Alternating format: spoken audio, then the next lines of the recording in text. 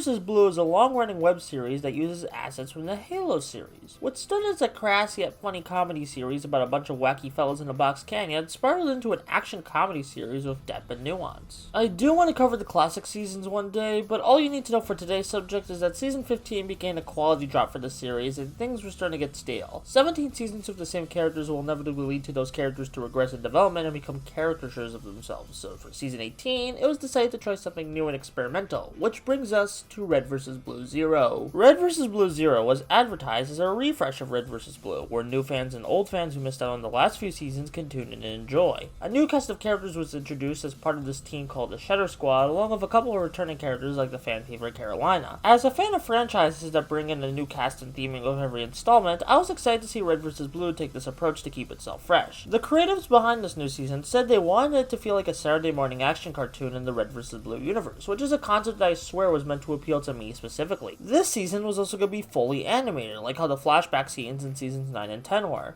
While the show was going to lose its machinima charm, I didn't mind this initially because it gave the creators more legroom for action scenes and set pieces, which this series was heavily advertising in the trailers. I was excited for Red vs. Blue Zero, but then the show came out, and I didn't like it. So, what happened? As mentioned before, Red vs. Blue Zero advertised the fights heavily in its marketing campaign, and while the fights in the show itself are very creative and cool, they ultimately prove a detriment to the series, as they focus too much time on those fights that we can't flesh out these characters enough to make emotional moments later on in the season hit harder. Doesn't help that when we do focus on the plot and character stuff, it's very rushed, which is frustrating because I can see some good character outlines in the Shadow Squad, but because the focus on fight scenes and the rush pacing, I can't get attached to the full character of any of them. Like in episode 2, Carolina straight up tells us the character traits of the Shadow Squad instead of letting the audience learn this stuff from character interaction, something past RVB seasons excelled at. Honestly, the only character I liked more than the idea of was Zero, the main villain of the season. Yes, he's a standard but entertaining power-hungry villain, but he has some connections to the other Shadow Squad members, which makes the conflict between the two hit a little harder. Also, out of the 3 returning characters, Washington, Carolina, and Tucker, only Carolina gets good treatment, with Washington and Tucker getting absolutely bodied. Like, they didn't even need to be here. Why did you include these fan favorite characters only for them to get beat up? Honestly, writing about this show has been a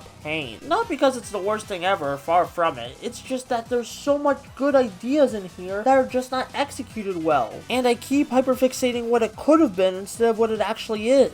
And that's a style over substance series with an overfocus on fight scenes, comedy that's neither cringe nor funny, and rush pacing in an overly ambitious plot that's trying a lot for 8 episodes. It's a very messy series, and I don't think I can recommend it. I think I just gotta accept that Rooster Teeth isn't the Rooster Teeth I know, and just move on and appreciate the older seasons. Is what I would say if it wasn't chasing internet clout. Wink.